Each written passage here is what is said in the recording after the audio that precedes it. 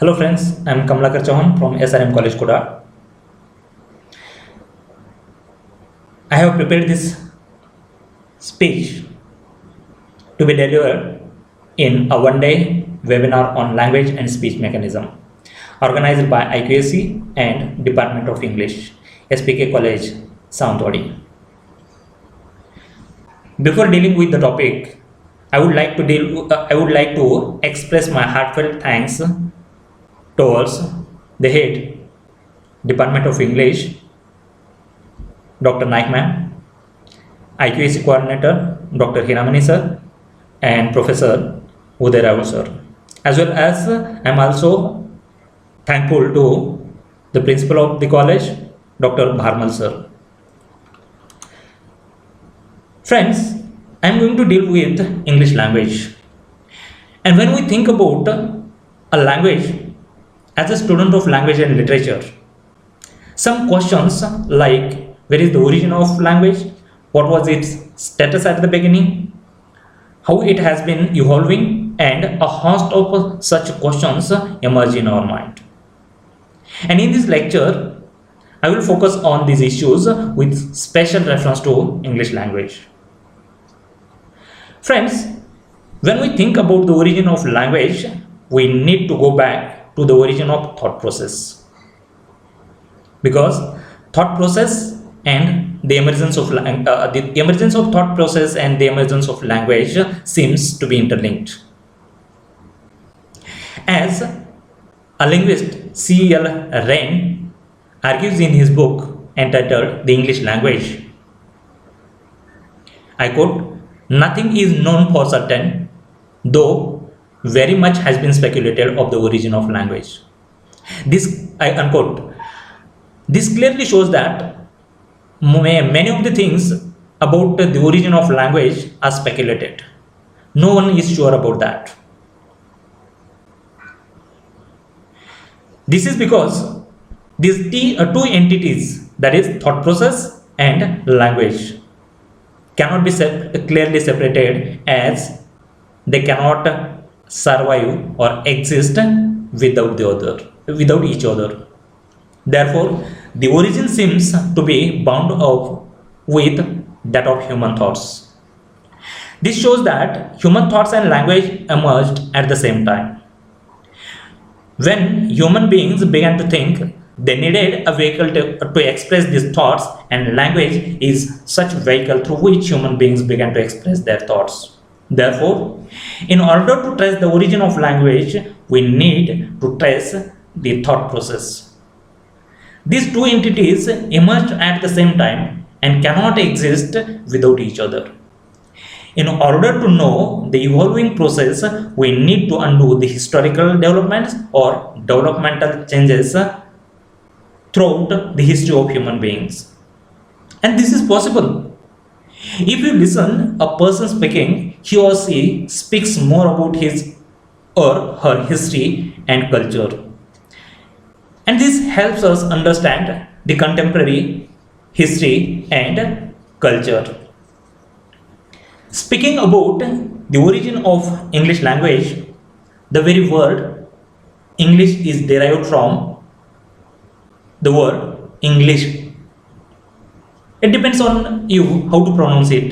The word is spelled as Englisc. See? This word is derived from the names of the Angles. And ultimately, the Angles, that is Angles, Angles, were named after their land of origin, Ang. An exploration of the developmental changes reveals us the history and origin of English language. And therefore, we need to undo these developmental changes. Actually, it is a matter of controversy. Various scholars hold different opinions about the origin of English language. English language is considered as a member of Indo-European group of languages. And this Indo-European group of languages come from India and Europe. The word Indo-European refers to these names, to those linguistic sets from which these languages have been descended. It covers many European and Indian languages. When we think about the origin of English language, we need to trace the history of Indo-European words. The word Indo-European, and this clearly shows that Indo-European languages show the emergence of English language from Indian and European languages. At the beginning of English language, Indo-European languages dominated, and in turn, before the dominance of Indo-European languages, there was the dominance of Indo-Germanic languages. Indo-Germanic languages is a set of languages from India and Germany. Still, before Indo-Germanic, there was the dominance of Aryan, a word from Sanskrit language which refers to Aryas and which means the noble. It refers to the noble tribe. These Aryans entered India from the north, and according to Wren, these Aryans brought Hindu civilization to India. These Aryans distinguished themselves from the darker and less cultured people in India. Another group of scholars, including the German philologists, believe that Sanskrit was the ancestor of all the then studied European and Asiatic languages. This clearly shows that English has its roots in so many other languages. It emerges out of so many other languages. Therefore, Wren, a linguist, calls English as a mixed or borrowed bag of words. Encounter and interaction with various other languages, language speaking groups result in the contemporary status of English language. A distinctive element about the Indo-European group of languages is that it makes use of parts of speech. When the grammar and spellings of words entered in the written form, they became received as a fixed form. The parts of speech became an inevitable part of these languages.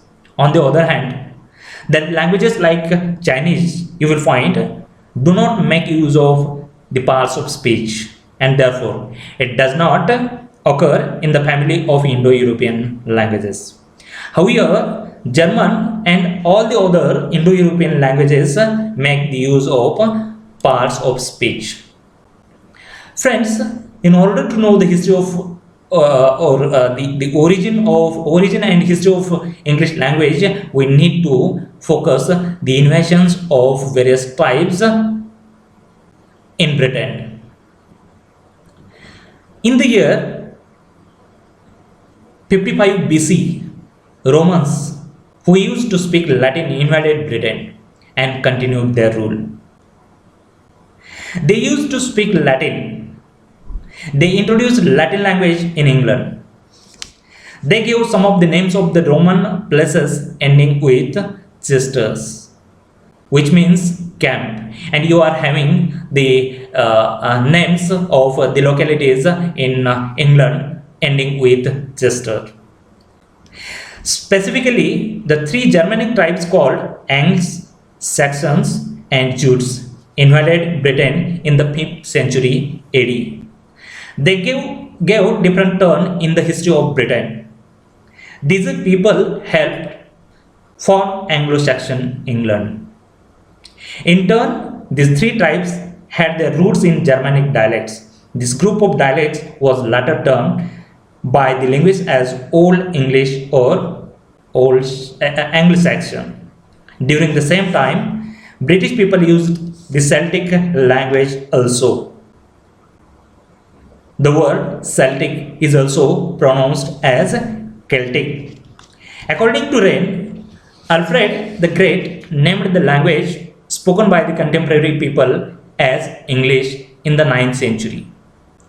However, with the passage of time, the origin of inhabitants of Britain were compelled to migrate to the British Isles or islands, and these islands are now called Scotland, Wales, and Ireland.